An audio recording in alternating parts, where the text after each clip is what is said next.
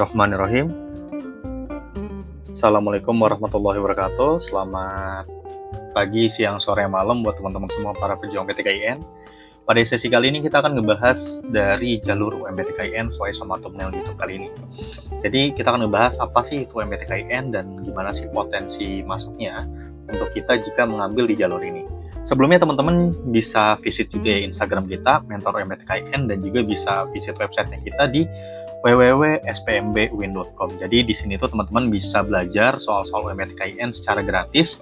Teman-teman bisa ikutin proses belajarnya, karena nanti di sana juga kita akan menyediakan mentor-mentor yang tentunya akan membedah soal-soal dan juga tips strategi agar masuk di jalur UMPTKIN. Jadi sebelum kita bahas ke tipsnya, alangkah baiknya kita tahu dulu nih apa sih UMPTKIN itu, dan kita akan bahas pada sesi kali ini. Dan jangan di skip ya teman-teman ya, takutnya ada misinformasi, dan pastiin teman-teman sabar dulu aja, nyimak video ini sampai habis agar teman-teman makin paham nih ya.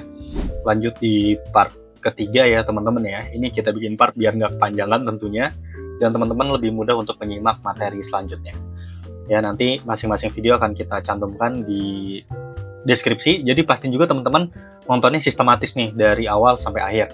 Ntar kita buat playlistnya di deskripsi video ini ya. Oke teman-teman, ini penting banget di mana materi ujian ya. Pastiin juga teman-teman harus tahu juga nih namanya mau ujian soalnya apa aja, karena biar tahu juga nih roadmap belajarnya nanti kayak gimana. Yang pertama, dalam UMPTKIN itu ada namanya penalaran akademik. Nah biasanya penalaran akademik ini soalnya itu sama seperti soal psikotes teman-teman. Nah, biasanya kalau teman-teman udah beli buku kiat-kiat, itu polanya hampir sama. Nah, ini bisa diperhatikan juga turunan materinya, ada penalaran verbal, yang dimana ini menguji untuk menguji kemampuan bahasa teman-teman.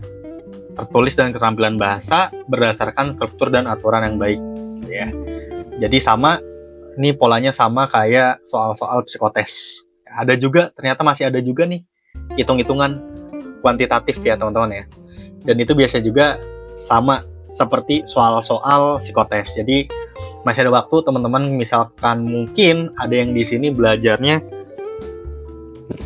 terlalu concern ke keagamaan gitu, nggak pernah belajar kayak begini, ya ini momennya.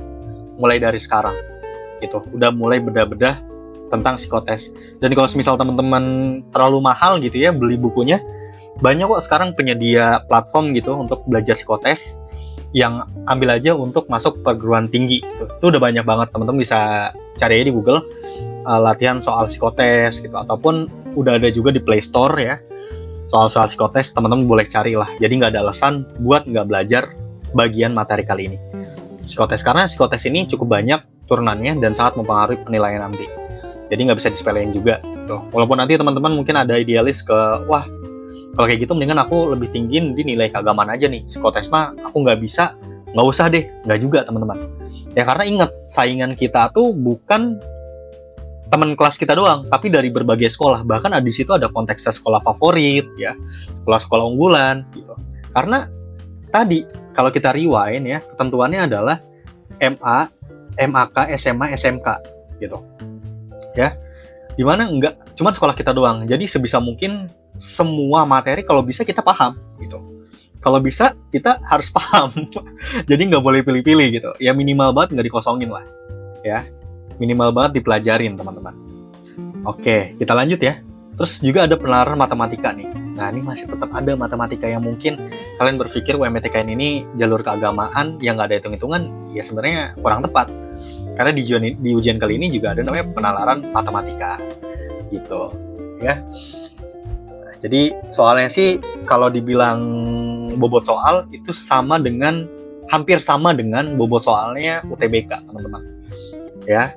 Jadi kalau teman-teman terbiasa ngulik soal UTBK, insya Allah UMPTKIN jauh lebih mudah untuk kerjain soal matematikanya gitu ya. Ini nanti teman-teman juga cukup pelajarin ya di soal-soal kiat-kiat yang teman-teman punya, itu boleh dipelajarin juga, karena biasanya nggak jauh beda kok.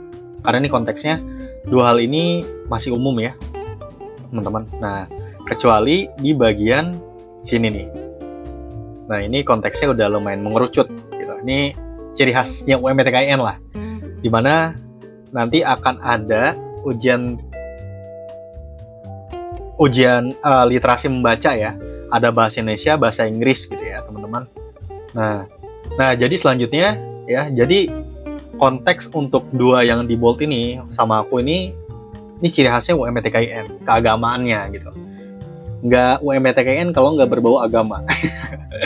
Gitu ya. Oke, kita lanjut ya, dimana pada literasi membaca ini ada teman-teman yang harus paham tentang bahasa Indonesia ya. Nah, ini konteksnya. Terus ada bahasa Inggris juga, dan ini ada bahasa Arab ya. Oke, ya ini bisa dibaca sendiri selanjutnya.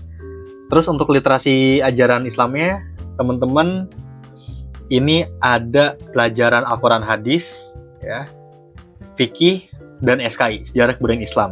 Nah, waduh, mulai agak pusing nih, mulai agak deg-degan ya. Aduh, gimana nih Kak, aku cuma lulusan SMK, aku cuma lulusan SMA, yang belajarnya aja Islam secara general gitu ya. Tenang teman-teman, pelan-pelan aja, nanti kita bahas. Dan pokoknya dari materi ujian kali ini ya, daripada teman-teman pusing ya, mentor UMPTKIN udah ngadain untuk belajar. Materi belajarnya udah kita buatkan modulnya, teman-teman bisa gabung aja, bisa cek Instagram mentor UMPTKIN_, dan di sana teman-teman boleh banget gabung ke grup komunitasnya, tanya-tanya mentornya, dan di sana juga nanti akan ada materi-materi update tentunya, dan juga informasi update, dan pastiin teman-teman gak lupa untuk follow, gitu aja ya.